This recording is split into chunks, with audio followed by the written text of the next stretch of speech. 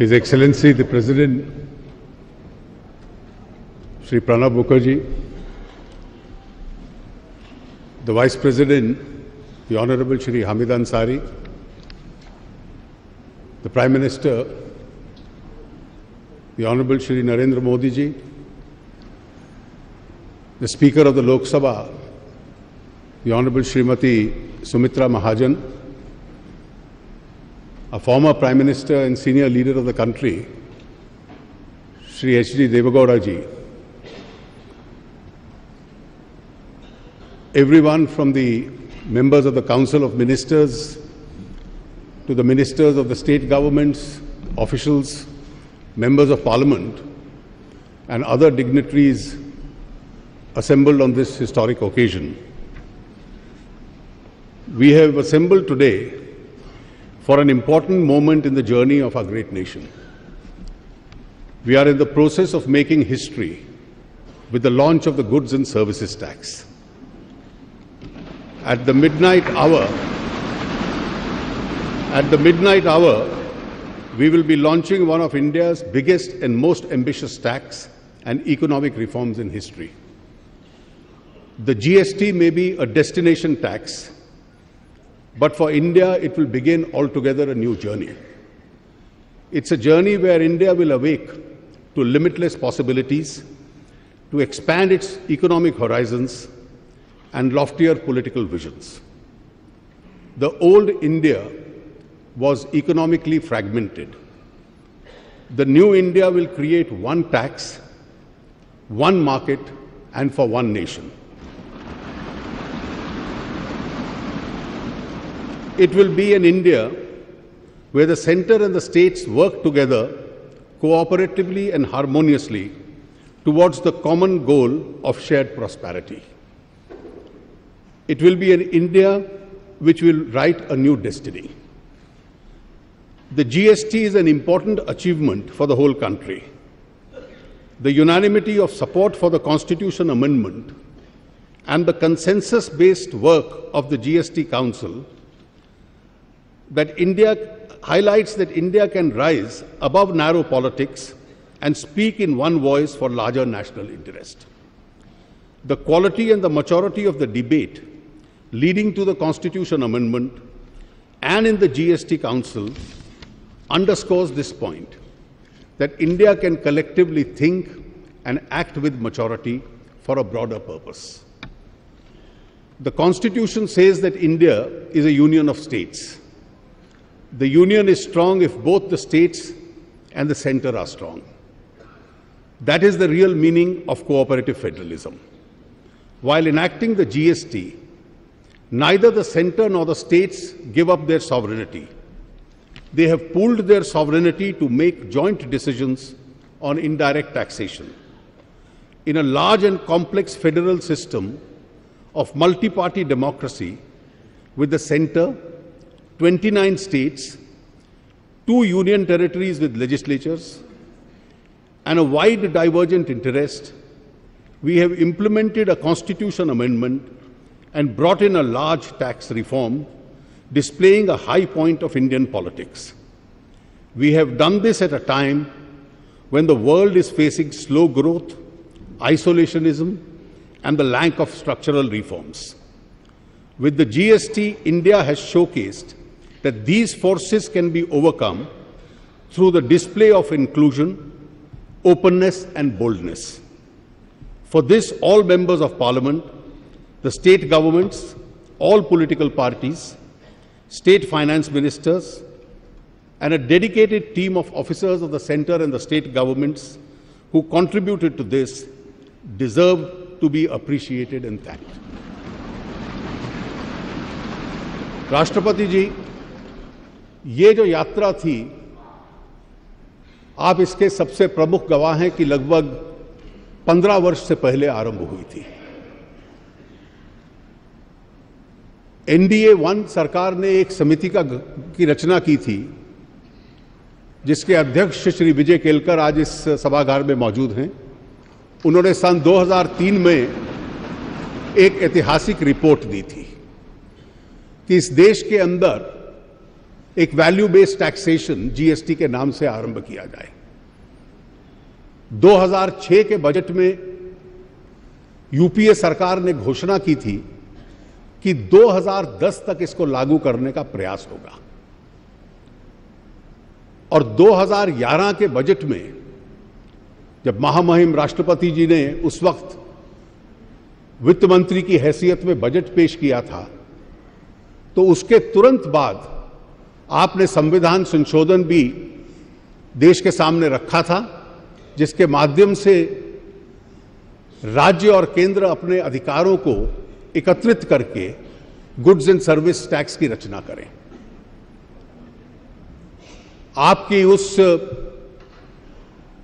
संविधान संशोधन के बाद पार्लियामेंट की स्टैंडिंग कमेटी, उसने बहुत योगदान लायक सुझाव दिए थे। यशवंत सिन्हा जी आज मौजूद हैं इस सभागार में, वो उसके अध्यक्ष थे,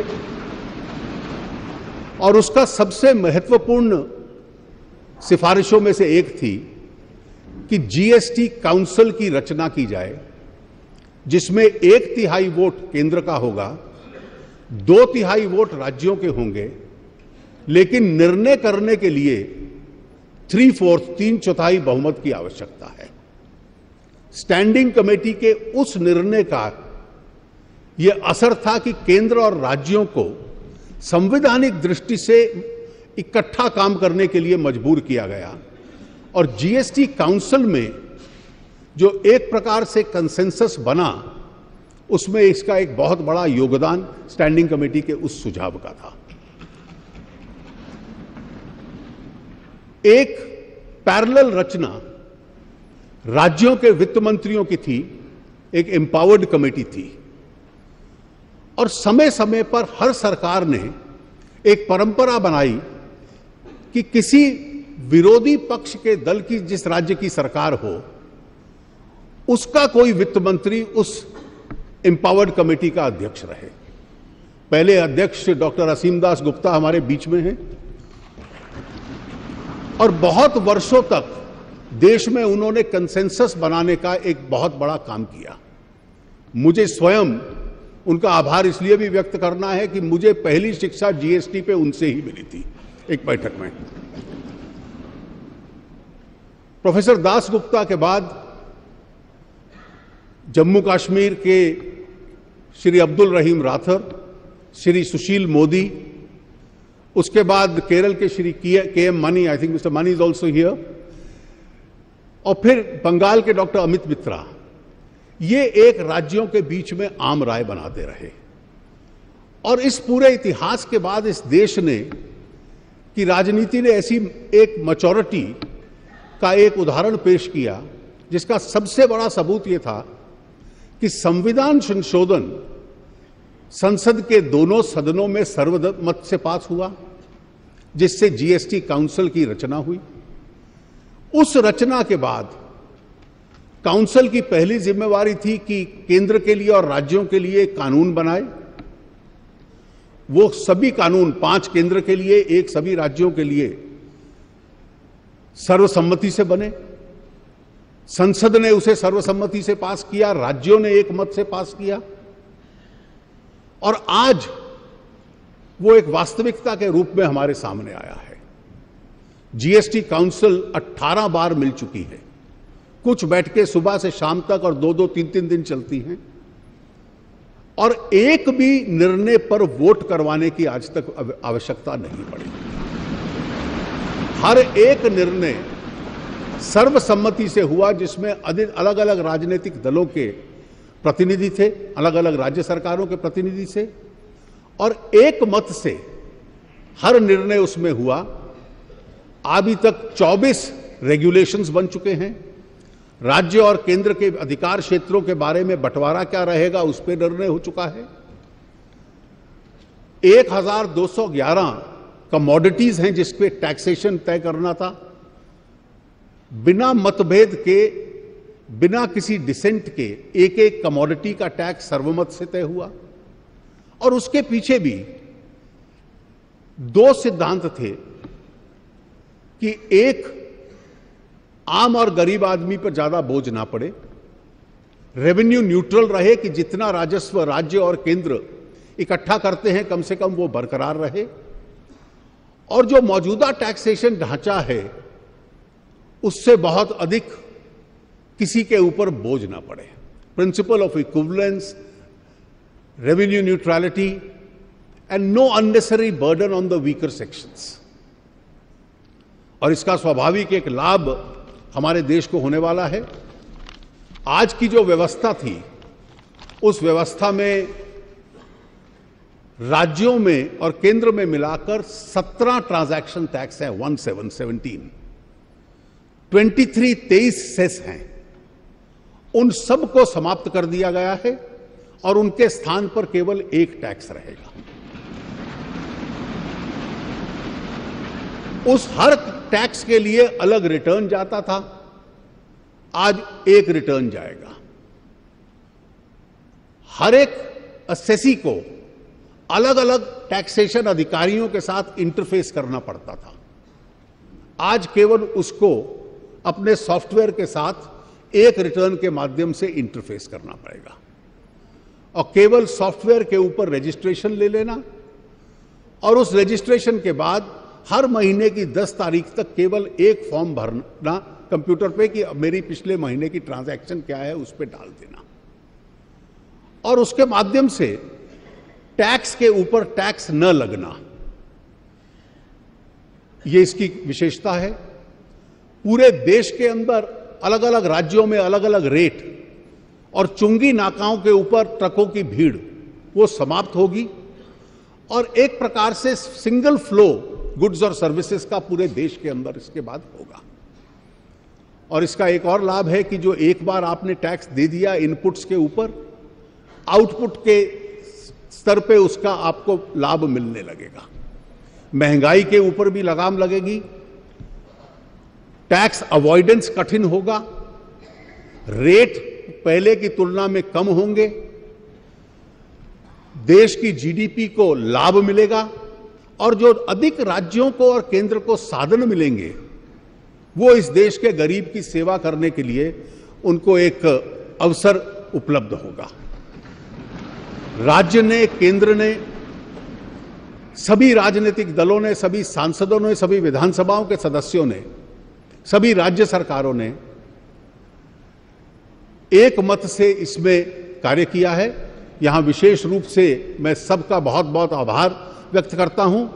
जीएसटी काउंसिल के जो सदस्य हैं, राज्यों के वित्त मंत्री, वो सुबह से शाम तक कई दिनों तक बैठे रहे इन निर्णयों को लेने के लिए, और एक लगन के साथ उनकी सहायता में जो अधिकारी राज्यों के और केंद्र के रात रात भर लगे रहे।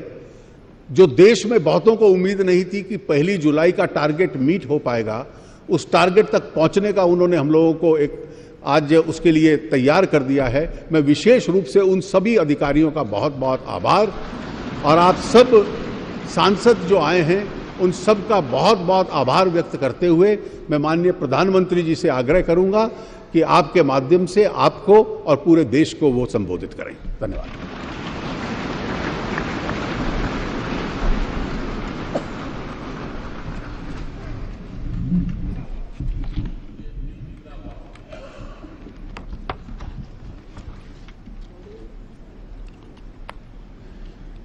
आदरणीय राष्ट्रपति जी, आदरणीय उपराष्ट्रपति जी,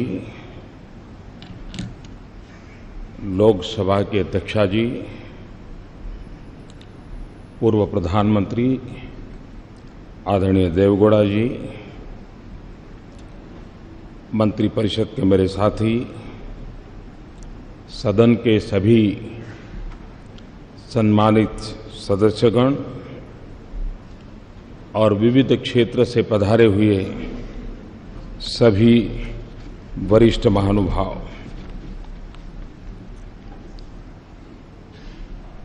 राष्ट्र के निर्माण में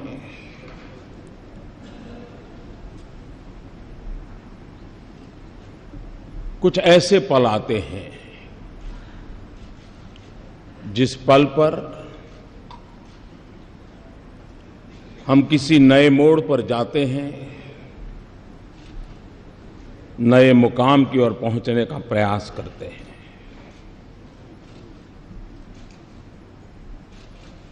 आज इस मध्यरात्रि के समय हम सब मिलकर के देश का आगे का मार्ग सुनिश्चित करने जा रहे हैं।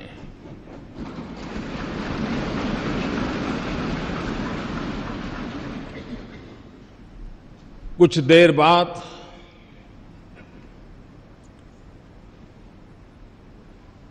देश एक नई व्यवस्था के ओर चल पड़ेगा। 125 करोड़ देशवासी इस ऐतिहासिक घटना के साक्षी हैं।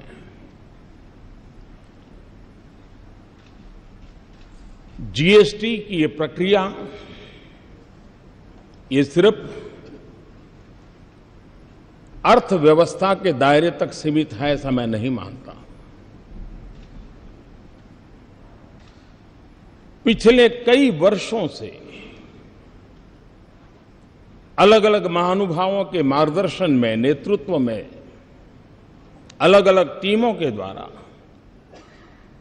जो प्रक्रियाएं चली हैं वो एक प्रकार से भारत के लोकतंत्र की, भारत के संघीय ढांचे की, कोऑपरेटिव फेडरलिज्म के हमारे कंसेप्ट की एक बहुत बड़ी मिसाल के रूप में आज ये अवसर हमारा आया है।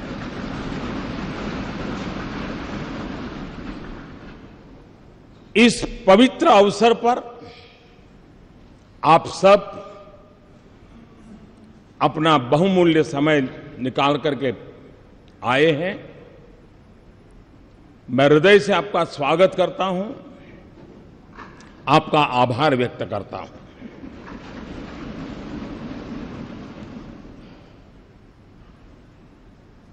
ये जो दिशा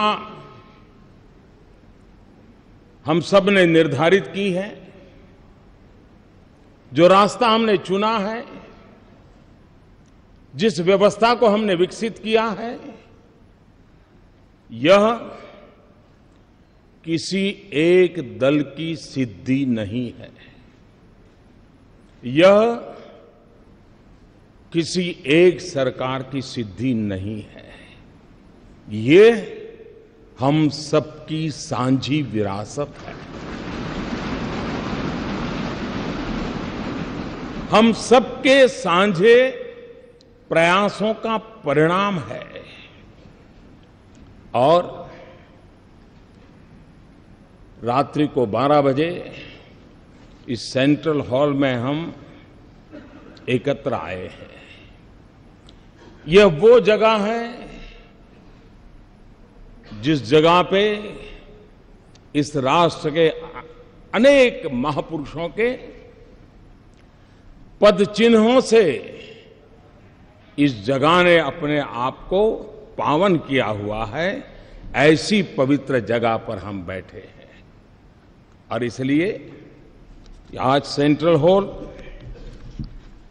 की इस घटना के साथ हम याद करते हैं 9 दिसंबर 1946 संविधान सभा की पहली बैठक का ये सभागृह साक्षी है। हम उस स्थान पर बैठे हैं जब संविधान सभा की प्रथम बैठक हुई। पंडित जवाहरलाल नेहरू, मौलाना अब्दुल कलाम आजाद, सरदार वल्लभ भाई पटेल, बाबा साहब आम्बेडकर, आचार्य कृपलानी, डॉक्टर राजेंद्र बाबू, सरोजिनी नायडू, ये सब महापुरुष पहली कतार में बैठे हुए थे। उस सदन में जहां कभी 14 अगस्त 1947 रात को 12 बजे देश की स्वतंत्रता की उस पवित्र महान घटना ये स्थान उनका साक्ष्य है।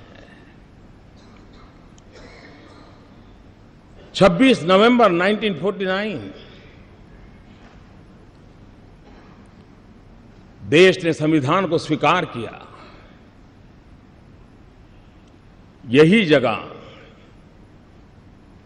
उस महान घटना का भी साक्षी के रूप में है। और आज वर्षों के बाद एक नई अर्थव्यवस्था के लिए, संघीय ढांचे की एक नई ताकत के लिए जीएसटी के रूप में इसी पवित्र स्थान से बढ़कर के मैं समझता हूं कोई और स्थान नहीं हो सकता है इस काम के लिए।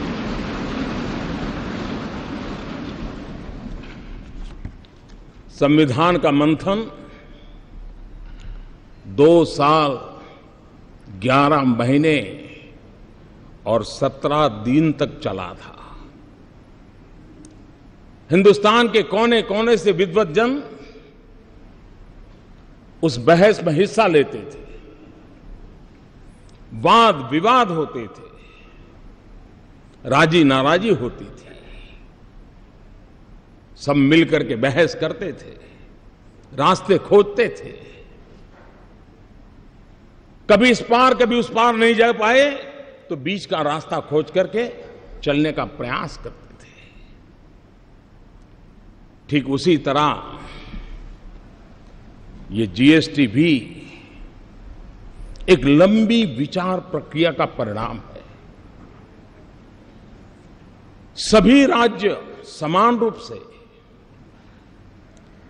केंद्र सरकार उसी की बराबरी में और सालों तक चर्चा की है। संसद में इसके पूर्व के भी सांसदों ने, उसके पूर्व के सांसदों ने लगातार इस पर बहस की है। एक प्रकार से best brains of the country उन्होंने लगातार इस काम को किया है और उसी का परिणाम है कि आज ये जीएसटी को हम साकार रूप में देख सकते हैं। जब संविधान बना तो संविधान ने पूरे देश के नागरिकों को समान अवसर, समान अधिकार, उसके लिए सुनिश्चित व्यवस्था खड़ी करती थी। और आज जीएसटी एक प्रकार से सभी राज्यों के उन मोतियों को एक धागे में परोने का और आर्थिक व्यवस्था के अंदर एक सुचारू व्यवस्था लाने का एक अहम प्रयास है। जीएसटी ये कोऑपरेटिव फेडरलिज्म की एक मिसाल है जो हमें हमेशा हमेशा और अधिक साथ मिलकर चलने की ताकत देगी। जीएसटी ये टीम इंडिया का क्या परिणाम हो सकता है, ये टीम इंडिया की कर्तृत्व शक्ति का, सामर्थ्य का परिचायक है। ये जीएसटी काउंसिल केंद्र और राज्य ने मिलकर के उन व्यवस्थाओं को विकसित किया है जिसमें गरीबों के लिए जो पहले उपलब्ध सेवाएं थी उन सारी सेवाओं को बरकरार रखा है। दल कोई भी हो, सरकार कहीं की भी हो, गरीबों के प्रति संवेदनशीलता इस जीएसटी के साथ जुड़े हुए सब लोगों ने समान रूप से उसकी चिंता की है। मैं जीएसटी काउंसिल को बधाई देता हूं। अब तक इस काम का नेतृत्व जिन जिन लोगों ने किया है, अरुण जी ने विस्तार से कहा था, मैं उसका पुनरावर्तन नहीं करता हूं। मैं उन सबको भी बधाई देता हूं। इस प्रक्रिया को जिन जिन लोगों ने आगे बढ़ाया उन सबको मैं बधाई देता हूं। आज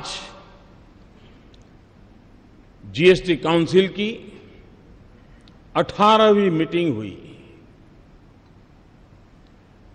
और थोड़ी देर के बाद जीएसटी लागू होगा। ये भी संजोग है कि गीता के भी 18 अध्याय थे और जीएसटी काउंसिल की भी 18 मीटिंगें हुई और आज हम उस सफलता के साथ हम आगे बढ़ रहे हैं।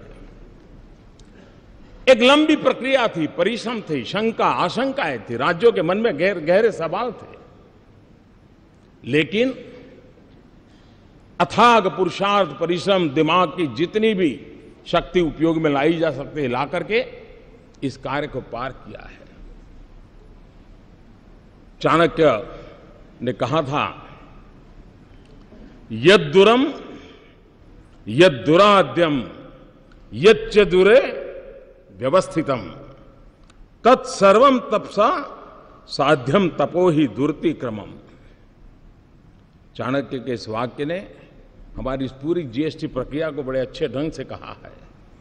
कोई वस्तु कितनी ही दूर क्यों न हो, उसका मिलना कितना ही कठिन क्यों न हो, वो पहुंच से कितनी ही बाहर क्यों न हो, कठिन तपस्या और परिश्रम से उसे भी प्राप्त किया जा सकता है और ये आज हुआ है। हम कल्पना करें कि देश आजाद हुआ, 500 से ज्यादा रियासतें थी।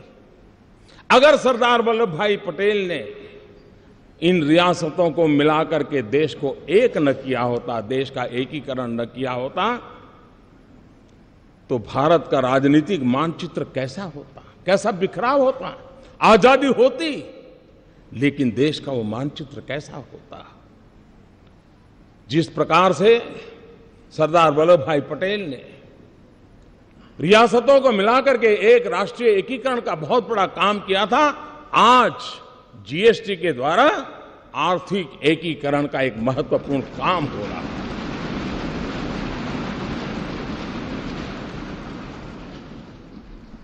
29 राज्य, 7 केंद्र शासित प्रदेश, केंद्र के 7 टैक्स, राज्यों के 8 टैक्स और हर चीजों के अलग अलग टैक्स का हिसाब लगाएं, 500 प्रकार के टैक्स कहीं न कहीं अपना रोल कर रहे थे। आज उन सब से मुक्ति पाकर के अब गंगानगर से लेकर के ईटानगर तक, लेह से लेकर के लक्षद्वीप तक, वन नेशन वन टैक्स, ये सपना हमारा साकार होके रहेगा। और जब इतने सारे टैक्स, 500 अलग अलग हिसाब लगाए, 500 टैक्स। आल्बर्ट आइंस्टाइन प्रखर वैज्ञानिक, उन्होंने एक बार बड़ी मजेदार बात कही थी। उन्होंने कहा था, दुनिया में अगर कोई चीज समझना सबसे ज्यादा मुश्किल है तो वो है इनकम टैक्स। ये आल्बर्ट आइंस्टाइन ने कहा था।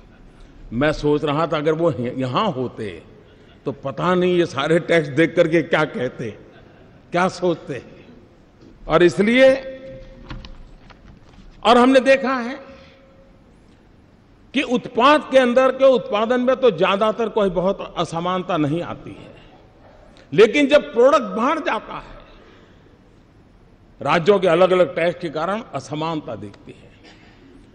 एक ही चीज दिल्ली में एक दाम होगा, 25-30 किलोमीटर दूर गुरुग्राम में दूसरा लगेगा, और उधर नोएडा में गए तो तीसरा होगा। क्यों? क्योंकि हरियाणा का टैक्स अलग, उत्तर प्रदेश का टैक्स अगर, दिल्ली का टैक्स अलग। इन सारी विविधताओं के कारण सामान्य नागरिक के मन में सवाल उठता था कि मैं गुरुग्राम जाऊं तो यही चीज मुझे इतने में मिल जाती है, मैं वही चीज नोएडा जाता हूं तो इतने में मिलती है, और दिल्ली में जाता हूं तो इतने में मिलती है। एक प्रकार से हर किसी के लिए कंफ्यूजन की स्थिति रहती थी। और पूंजी निवेश में भी विदेशों के लोगों के लिए यह सवाल रहता था कि भाई किस एक व्यवस्था हम समझते हैं और काम कहीं सोचते हैं तो दूसरे राज्य में दूसरी व्यवस्था सामने आती है, और एक कंफ्यूजन का माहौल बना रहता था। आज उस पर से हम मुक्ति की ओर आगे बढ़ रहे हैं। अरुण जी ने बड़ा विस्तार से वर्णन किया है कि जीएसटी के कारण ऑक्ट्रॉय की व्यवस्था हो, एंट्री टैक्स हो, सेल टैक्स हो, वैट हो, न जाने कितनी कितनी चीजें, सारा वर्णन उन्होंने विस्तार से किया, सब खत्म हो जाएगा। हम जानते हैं कि हम एंट्री के टोल पर घंटों तक हमारे व्हीकल खड़े रहते हैं, देश का अरबों खरबों का नुकसान होता है। फ्यूल के जलने के कारण पर्यावरण का भी उतना ही नुकसान होता है। इस सारी व्यवस्थाएं सिमलेस होने के कारण एक प्रकार से उन सारी अव्यवस्थाओं में से एक मुक्ति का मार्ग हमें प्राप्त होगा। कभी कभार पेरिसेबल गुड खास करके समय पर पहुंचना बहुत आवश्यक होता था, लेकिन वो जब नहीं पहुंचता था तो उसके कारण उस पहुंचाने वाले का भी नुकसान होता था और जो प्रोसेसिंग करता था उसका भी नुकसान होता था। इन सारी जो व्यवहार जीवन की अव्यवस्थाएं थी, उन अव्यवस्थाओं से आज हम मुक्ति पा रहे हैं और हम आगे बढ़ रहे हैं। जीएसटी के तौर पर देश एक आधुनिक टैक्सेशन सिस्टम की ओर आज कदम रख रहा है, बढ़ रहा है। एक ऐसी व्यवस्था है जो ज्यादा सरल है, ज्यादा पारदर्शी है। एक ऐसी व्यवस्था है जो काले धन को और भ्रष्टाचार को रोकने में एक अवसर प्रदान करती है। एक ऐसी व्यवस्था है जो ईमानदारी को अवसर देती है, जो ईमानदारी से व्यापार करने के लिए एक नया उत्साह और उमंग भरने की व्यवस्था इससे मिलती है। एक ऐसी व्यवस्था है जो नए गवर्नेंस के कल्चर को भी लेकर के आती है और जिसके द्वारा जीएसटी हम लेकर के आए हैं। भाइयों साथियों, टैक्स टेररिज्म और इंस्पेक्टर राज, ये बात कोई नई नहीं है। सब दूर ये शब्द हम सुनते आए हैं। परेशानी भुगतने वालों से हमने उस चिंता को अनुभव किया है और जीएसटी की इस व्यवस्था के कारण, टेक्नोलॉजिकली सारा ट्रेल होने के कारण अब अफसरशाही, उसके लिए ग्रे एरिया बिल्कुल समाप्त हो रहा है। उसके कारण जो सामान्य व्यापारियों को, सामान्य कारोबारियों को, अफसरों के द्वारा जो परेशानियां होती रही हैं, उससे मुक्ति का मार्ग इस जीएसटी के द्वारा कोई ईमानदार व्यापारी बेवजह परेशान हो, वो दिन इसके साथ खत्म होने की पूरी संभावना इस जीएसटी के अंदर है। इस पूरी व्यवस्था में छोटे व्यापारियों को 20 लाख तक का व्यापार करने वालों को पूरी तरह मुक्ति दे दी गई है और जो 75 लाख तक है उनको भी कम से कम इस चीजों से जुड़ना पड़े, इसकी व्यवस्था की है। ये बात ठीक है कि स्ट्रक्चर में लाने के लिए कुछ व्यवस्थाएं की है, लेकिन वो मिनिमम व्यवस्थाएं, नाम मात्र की व्यवस्थाएं की गई हैं और उसके कारण सामान्य मानवी जो है उसके लिए इस नई व्यवस्था से कोई बोझ होने वाला नहीं है। साथियों, जीएसटी की व्यवस्था ये बड़ी बड़ी आर्थिक भाषा में जो बोला जाता है वहां तक सीमित नहीं है।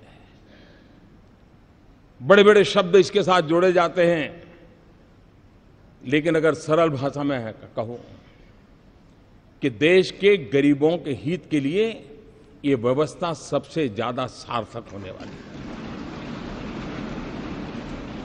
आजादी के 70 साल के बाद भी हम गरीबों तक जो पहुंचा नहीं पाए हैं, ऐसा नहीं कि प्रयत्न नहीं हुए हैं, सब सरकारों ने प्रयत्न किए हैं, लेकिन संसाधनों की मर्यादा रही है कि हम हमारे देश के गरीब की उन आवश्यकताओं की पूर्ति में कहीं न कहीं कम पड़े हैं। अगर हम संसाधनों को सुव्यवस्थित ढंग से, और बोझ किसी एक पर न जाए, बोझ स्प्रेड हो जाए, हॉरिजॉन्टल जितना हम स्प्रेड करें उतना ही देश को वर्टिकल ले जाने की सुविधा बढ़ती है। और इसलिए उस दिशा में जाने का काम, अब वो कच्चा बिल, पक्का बिल, ये सारे खेल खत्म हो जाएंगे, बड़ी सरलता हो जाएगी। और मुझे विश्वास है छोटे मोटे व्यापारी भी ये जो गरीब को बेनिफिट मिलने वाला है वो जरूर उसको ट्रांसफर करेंगे, ताकि गरीब का भला हम लोगों का आगे बढ़ाने के लिए बहुत बहुत काम आने वाला है।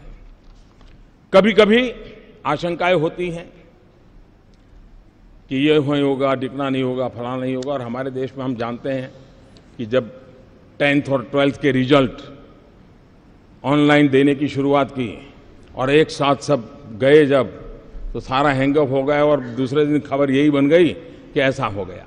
आज भी काफी इसी चर्चा होती है।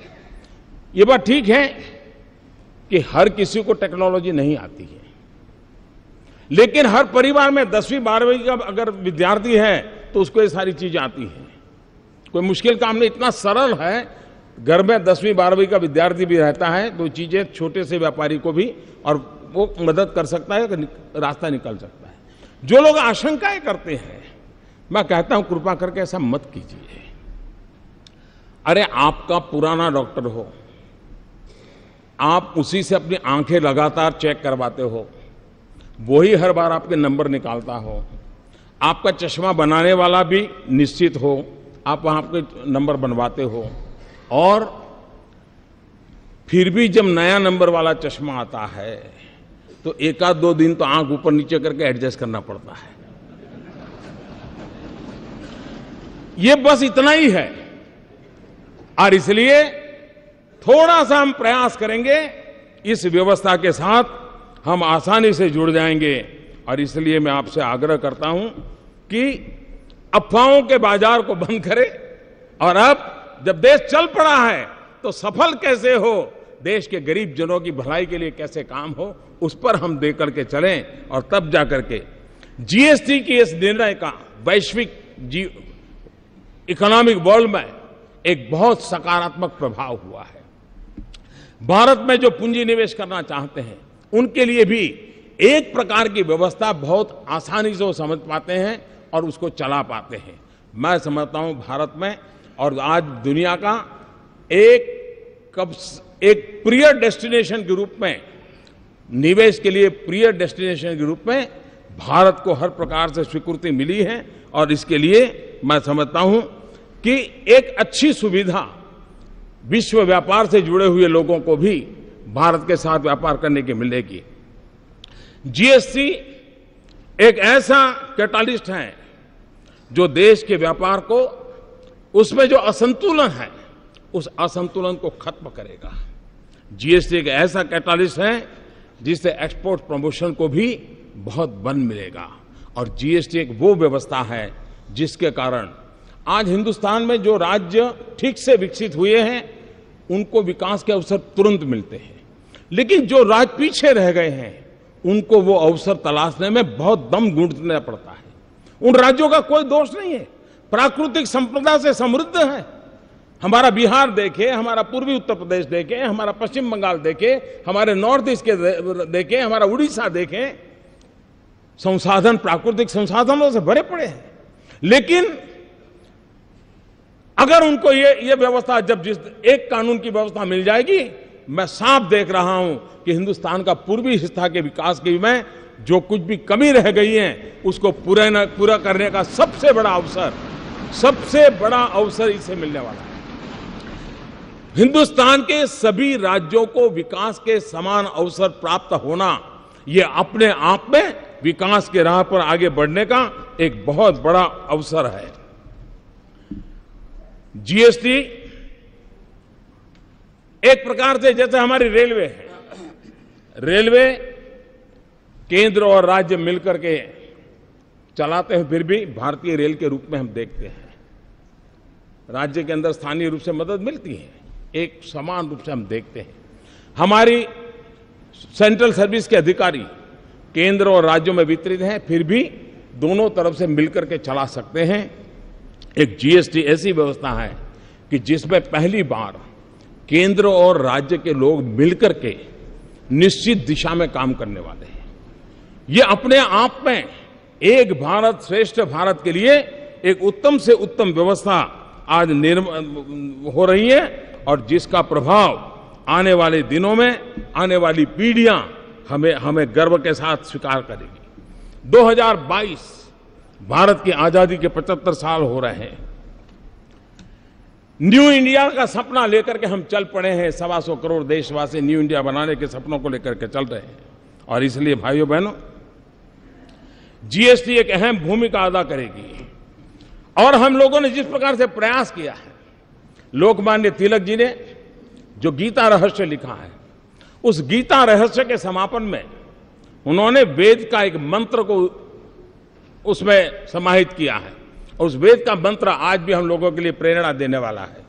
और लोकमान्य तिलक जी ने कहा है, उसका उल्लेख किया हुआ है, मूलतः ऋग्वेद का एक श्लोक है, समानी वह आकृति ही समाना हृदयानी वह समानमस्तु वो मनो यथा वह सुसहासति। आप लोगों का संकल्प, निश्चय और भाव, अभिप्राय एक समान रहे, आप लोगों के हृदय एक समान हो, जिससे आप लोगों का परस्पर कार्य सर्वत्र एक साथ भली प्रकार से हो सके। इस भाव से लोकमान्य तिलक जी ने भी हमें आज परिणाम दिया है। जीएसटी न्यू इंडिया की एक टैक्स व्यवस्था है। जीएसटी डिजिटल भारत की टैक्स व्यवस्था है। जीएसटी सिर्फ ईज ऑफ डूइंग बिजनेस नहीं है, GST way of doing business की भी एक दिशा दे रहा है। जीएसटी सिर्फ एक टैक्स रिफॉर्म नहीं है, लेकिन वो आर्थिक रिफॉर्म का भी एक अहम कदम है। जीएसटी आर्थिक रिफॉर्म से भी आगे एक सामाजिक रिफॉर्म का भी एक नया तबका, जो एक ईमानदारी के उत्सव की दिशा में ले जाने वाला ये बन रहा है। कानून की भाषा में GST goods and service tax के रूप में जाना जाता है, लेकिन जीएसटी से जो लाभ मिलने वाले हैं, और इसलिए मैं ये कहूंगा कि कानून भले कहता हो कि गुड्स एंड सर्विस टैक्स, लेकिन हकीकत में ये गुड एंड सिंपल टैक्स है। और गुड इसलिए कि टैक्स पर टैक्स जो लगते थे उससे मुक्ति मिल रही है। सिंपल इसलिए है कि पूरे देश में एक ही फॉर्म होगा, एक ही व्यवस्था होगी और उसी व्यवस्था से चलने वाला है, और इसलिए उसे हमें आगे बढ़ाना है। मैं आज इस अवसर पर आदरणीय राष्ट्रपति जी ने समय निकाल करके, क्योंकि इस सारी यात्रा के वे भी एक साथी रहे, सहयात्री रहे, इसके हर पहलू को उन्होंने भली भांति देखा है, जाना है, प्रयास किया है। उनका मार्गदर्शन इस महत्वपूर्ण ऐतिहासिक घड़ी में हम सब के लिए एक बहुत बड़ी प्रेरणा का कारण बनेगा, नया उमंग और उत्साह मिलेगा और उसको लेकर के हम आगे चलेंगे। मैं आदरणीय राष्ट्रपति जी से मैं उनका बहुत आभारी हूं कि वो आज आए हम सबका मार्गदर्शन करने के लिए, और उनकी बातें हम सबको एक नई प्रेरणा देती रहेगी। इसी एक भाव के साथ मैं फिर एक बार इस प्रयत्न के साथ जुड़े हुए हर किसी का आभार व्यक्त करते हुए मेरी वाणी को विराम देता हूं और श्रद्धेय राष्ट्रपति जी से आग्रह करता हूं कि वो हमारा मार्गदर्शन करें।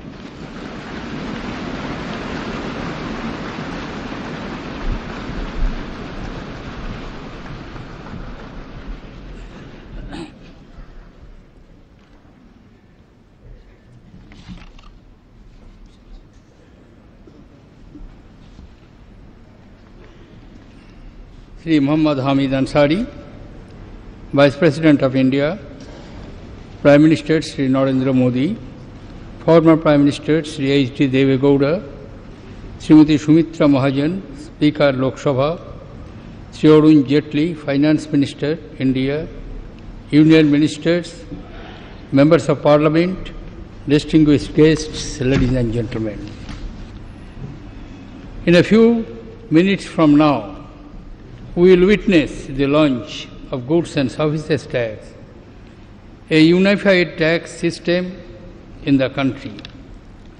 This historic moment is the culmination of a 14-year-long journey which began in December 2002 when the Calcutta Task Force on Indirect Taxes suggested a comprehensive goods and service tax based on the value-added tax principle. The proposal to introduce the GST was first mooted in the budget speech for the financial year 2006-07. Since the proposal involved restructuring and reform of not only the indirect taxes levied by the centre but also the states, the responsibility of preparing a design and plan of action for the implementation of GST was assigned to the Empowered Committee of State Finance Ministers, which had been formed earlier for the implementation of the value-added tax. The Empowered Committee released the first discussion paper on goods and service tax in November 2009. Friends, ladies and gentlemen, the introduction of GST is a momentous event for the nation. It is also a moment of some satisfaction for me personally, because as Finance Minister, I had introduced the Constitution Amendment Bill on 22nd March 2011. I was closely involved in the design and implementation and the occasion to meet the Empowered Committee of State Finance Ministers formally and informally as many as 16 times. I also met the Chief Ministers of Gujarat, Bihar, Andhra Pradesh and Maharashtra a number of times, and I have a vivid recollection of those meetings and the various matters that were raised given the magnitude of the task which spans constitutional, legal, economic and administrative spheres. It was not a surprise that there were many contentious issues. Yet, I found both in these meetings and in many interactions with chief ministers, finance ministers and officers of state that most of them had a constructive approach and an underlying commitment to the introduction of GST. I therefore remained confident that GST was a matter of time and it would eventually be implemented. My confidence stood justified when on the 8th September of 2016, after the bill was passed by both the Houses of Parliament and more than 50% of state legislatures, I had the privilege of giving assent to the Constitution 101st Amendment Act. Friends, after the amendment of the Constitution, the GST Council has been constituted as per the provisions of Article 279A of the Constitution. The Council, which is responsible for making all recommendations of the Union of States in respect of GST, such a model laws, rates, exemptions, is unique in our Constitution. It is a joint forum of the centre and the states, where neither the centre nor the states can, without the support of the other, take any decision. Though an elaborate voting structure has been built into the decision-making process of the Council in the Constitution, it is remarkable that 18 meetings held so far, all decisions have been taken by consensus in the Council. I congratulate them. There were apprehensions whether the task of fixing rates for thousands of items could be accomplished by the GST Council given the wide variations across states. The Council has pleasantly surprised every one of us by completing its task on time.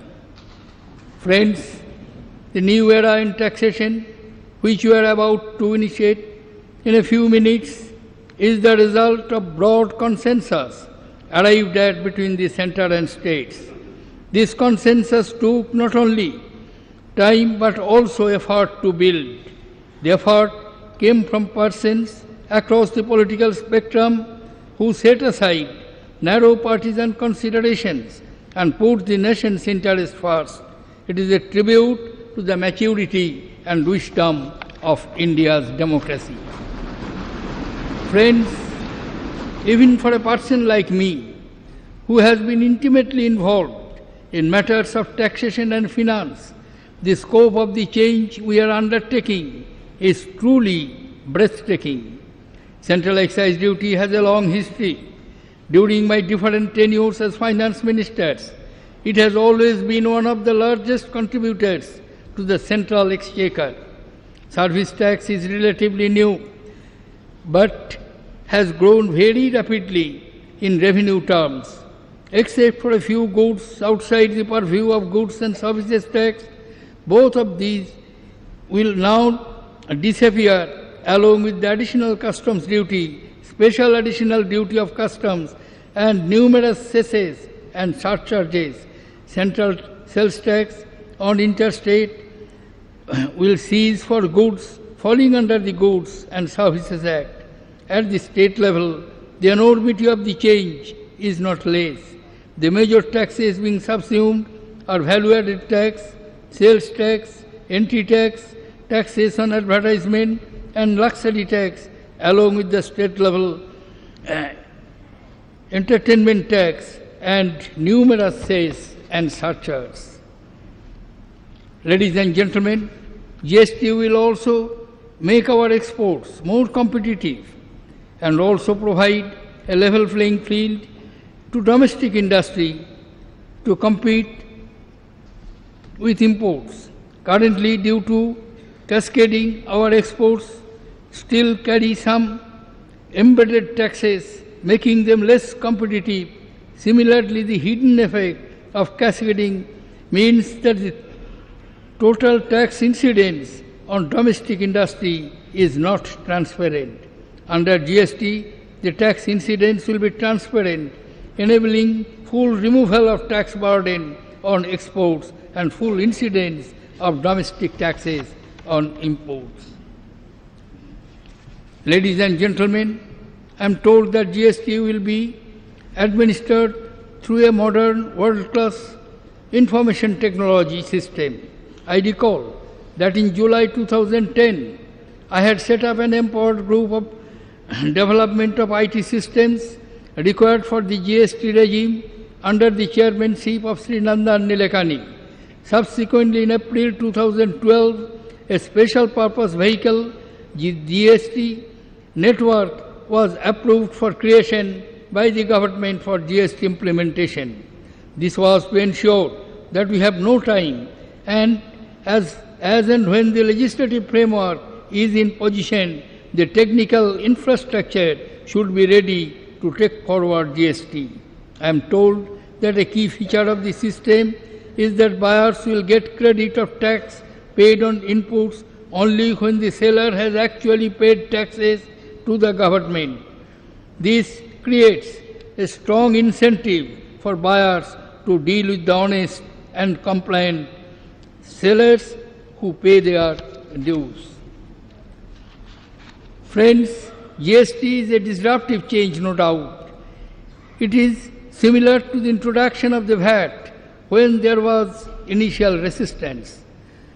When a change of the magnitude is undertaken, however positive it may be, there are bound to be some teething troubles and difficulties in the initial stage. We will have to solve these with understanding and speed to ensure that it does not impact the growth momentum of the economy.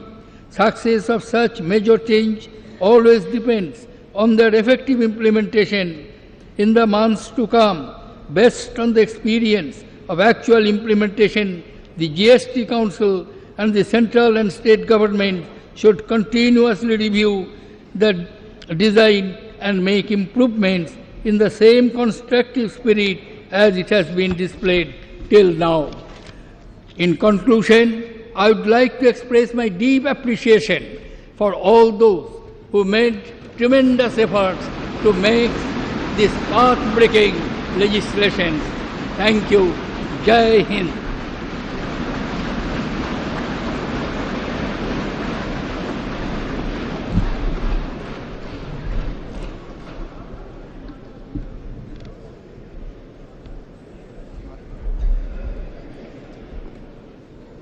May I request the Honorable Rashtrapati Ji and the Prime Minister and other dignitaries to come up and press the button and officially launch the GST.